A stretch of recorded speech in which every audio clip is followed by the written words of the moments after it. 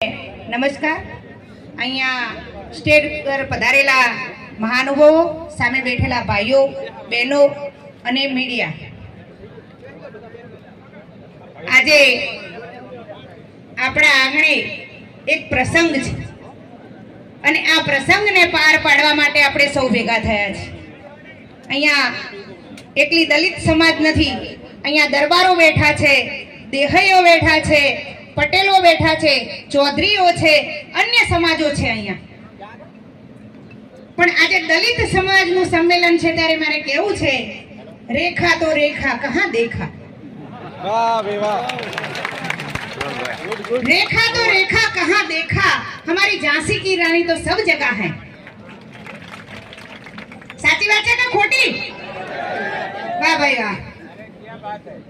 मारे સૌને એક વિનંતી કરવી છે, પાણીના તળની વાત કરી, બધી વાત ભાઈએ કરી, આગળ વક્તાઓએ ઘણી બધી વાતો કરી છે, પણ મારે એક વાત કરવી છે કે મોંઘવારીની વાત હોય, શિક્ષણની વાત હોય, બેરોજગારોની વાત હોય, બેરોજગાર યુવાઓ કેટલા છે એ જુઓ, શિક્ષણ કેટલું મોંઘું થયું છે એ પણ આપણે સૌ સમજીએ છીએ, પણ સાથે મારે રસોડાની ને મોંઘવારીની વાત કરવી છે। ભાઈ 2 મિનિટ, રસોડાની વાત કરવી છે, ગૃહિણીઓને કેટલી તકલીફ પડે છે એ વાત કરવી છે।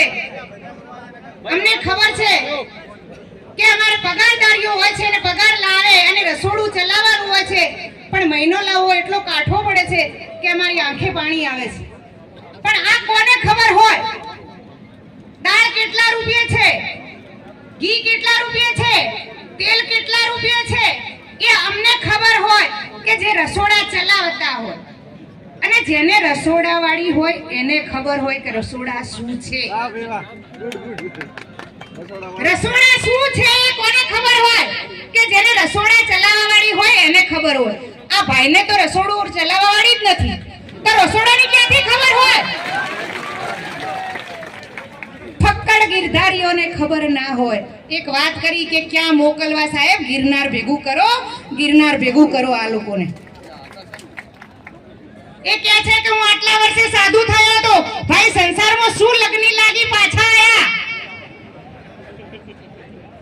સંસારમાં શું લગ્ની લાગી કે અમારી પ્રજાને બરબાદ કરવા માટે આવ્યા।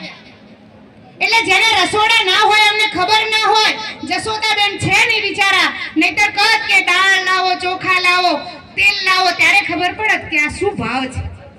એટલે અમને રસોડું ચલાવવા વાળી નથી અને કેડે ટે ટે ટે કરવા વાળા નથી।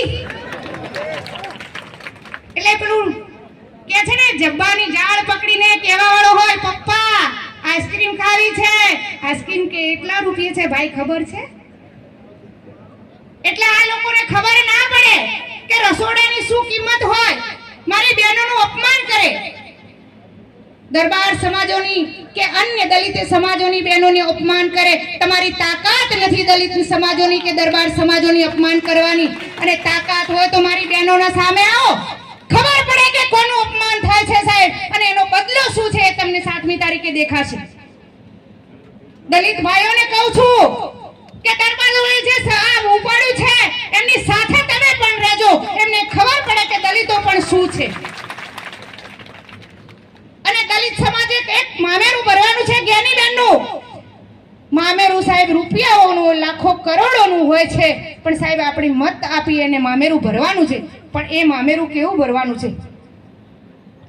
ગણતરી કરે ને એ દિવસે ઓફી જવાય અને ખબર પડે કે દલિત સમાજે જ્ઞાની બહેનનું મામેરું ભર્યું હતું સાહેબ। આ વાત મારે તમને કરવી છે, મારી દલિત દીકરીઓને કહું છું, દલિત બહેનોને કહું છું કે ભાઈઓને સવારે લોટ ના બાંધતી, રોટલી ના કરતી ને કહેજો કે આજે અમારે જ્ઞાની બહેનની મામેરામાં જવાનું છે અને ઘરે ઘરે ફરી અને આપણે વોટિંગ કરાવવાનું છે। 7 તારીખે એવું વોટિંગ કરાવો કે જોરદારનું ખબર પડે કે વોટિંગ તો દલિત સમાજે કર્યું હતું। આ દરબારો છે, ચૌધરીઓ છે, આ લોકો બધા 18 આલમ અને 36 કોમ કરવાની છે। પણ સાહેબ આ દલિત સમાજનું સંમેલન છે એટલે વળીને કહું છું કે જોજો દલિત સમાજ, કોઈ એમ ના કે દલિત સમાજે આ કર્યું હતું, કાકાએ વાત કરી કે 100 રૂપિયાને પોટલી હોય, આખો દિવસ પી કરે, આ વાતનું મેણું ટાળવાનું છે। આ મારે તમને કહેવું છે। એ પોટલીમાં વેચાતા નહીં. નહીતર અમારી બહેનો હું કહું છું કે અમને સ્વમાન વાલું છે, અમારું સ્વમાન ના જાવું જોઈએ. આ દલિત સમાજને કહું છું, પોટલીમાં વેચાય એ બીજા દલિત સમાજ નહીં.